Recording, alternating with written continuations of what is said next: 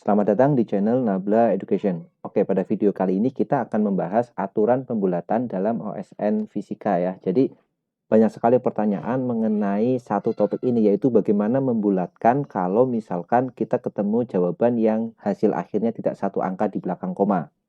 Karena dalam aturan pengisian jawaban di aplikasi yang disediakan Puspresnas, jawabannya harus satu angka di belakang koma. Nah, untuk hal tersebut, maka kalau kita menemukan angka atau hasil yang tidak satu angka di belakang koma, maka kita harus melakukan rounding atau pembulatan. Bagaimana aturannya?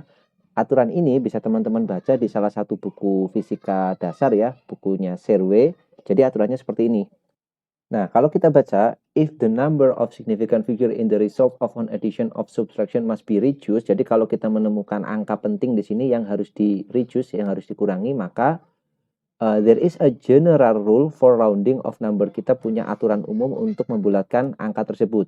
Di mana aturannya adalah which states that the last digit retain to be increased by 1. Ya, jadi harus naik 1 if the last digit drop is greater than 5.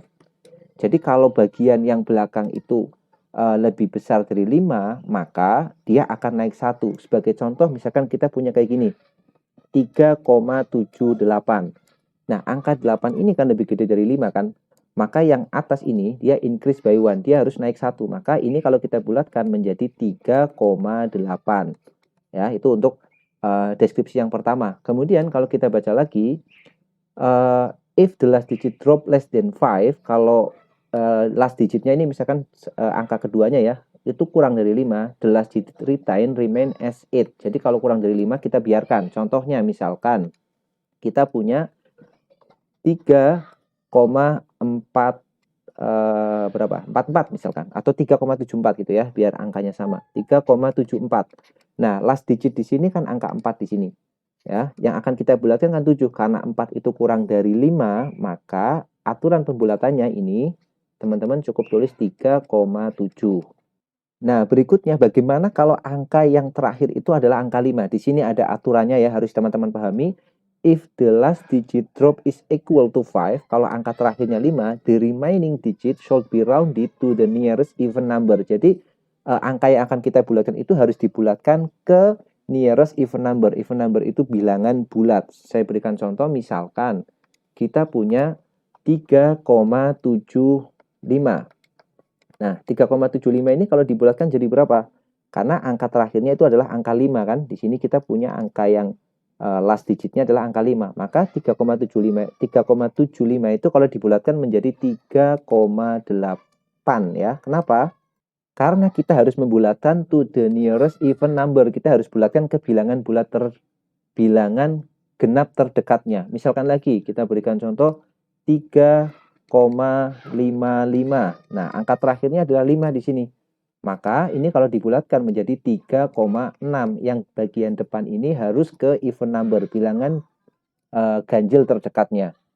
Nah, berikutnya, kalau misalkan kita punya nilai misalkan 3,3, jangan 3 ya, 3,45 misalkan. Nah, kalau 3,45 gimana pembulatannya? Kalau 3,45 ini bilangan akhirnya itu 5, ini harus dibulatkan ke bilangan genap terdekatnya. Maka bilangan genap terdekatnya ini kan ini sudah genap 4 karena ini di belakangnya itu angka 5, maka kita tulis ini 3,4. Gitu ya. Karena kalau ini kita bulatkan ke atas maka jadi bilangan ganjil, bukan lagi even number. Maka ini tetap 3,4. Kemudian kalau kita punya misalkan 3,25, ini juga kalau dibulatkan tetap kita tulis 3,2. Ini khusus untuk yang nilai terakhirnya itu adalah 5. Nah, hal ini juga sesuai ya kalau teman-teman perhatikan sosialisasi yang dilakukan oleh Puspresnas ya, oleh salah satu juri, itu juga menyebutkan hal yang sama. Teman-teman bisa lihat videonya di sini. Jadi kalau misalkan dalam perhitungan Anda mendapatkan misalkan angkanya bukan satu angka di belakang koma, tapi 2, 3, dan seterusnya, maka nanti gunakan aturan pembulatan yang biasa ya. Jadi misalkan kalau 4,67 maka nanti menjadi 4,7 ya. Atau 4,62 menjadi 4,6. Kemudian kalau 4,25 ini tetap 4,2, Tetapi kalau 4,35 ini naik ke atas menjadi 4,4. Baik, ini sedikit tambahan saja untuk masalah pembulatan supaya nanti bisa menghasilkan satu angka di belakang koma yang sesuai. Baik, kita lanjut lagi.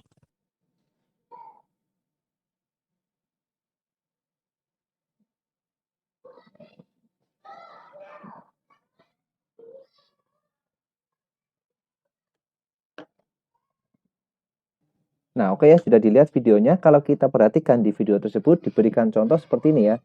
Jadi misalkan kita punya bilangan 4,67 seperti disampaikan dalam contoh video tersebut. 4,67 karena belakangnya lebih besar dari 5, maka ini langsung naik ke atas jadi 4,7. Kalau kita punya 4,62 karena yang belakang ini kurang dari 5, maka pembulatannya jadi 4,6 aja. Kemudian untuk contoh yang keduanya bagaimana kalau 4,25? Nah, bilangan terakhirnya itu 5. Maka yang di depan ini harus dibulatkan ke bilangan ganjil terdekatnya, ya 2 itu sendiri kan. Maka ini tetap 4,2. Sedangkan kita kalau punya 4,35, ingat bilangan terakhirnya 5, maka bilangan kedepannya itu harus dibulatkan ke bilangan ganjil terdekatnya. Maka ini harus jadi genap. Maka ini jadi 4,4. Seperti itu yang diberikan di contoh video tersebut ya oleh salah satu juri dari fisika. Jadi intinya kalau yang di atas 5 itu depannya pasti naik ya. Misalkan 6, 7, 8 yang di depannya akan dibulatkan pasti naik ke atas. Tetapi kalau pas 5, ya kalau misalkan bilangan terakhirnya 5, kita punya dua kondisi. Kalau yang di atas dibulatkan menjadi ganjil, maka jangan dibulatkan. Ya 2 tetap 2. Tapi kalau yang di atas dibulatkan menjadi genap, maka kita bulatkan 3 menjadi 4. Nah, jadi seperti itu untuk aturan pembulatan yang dipakai. Oke?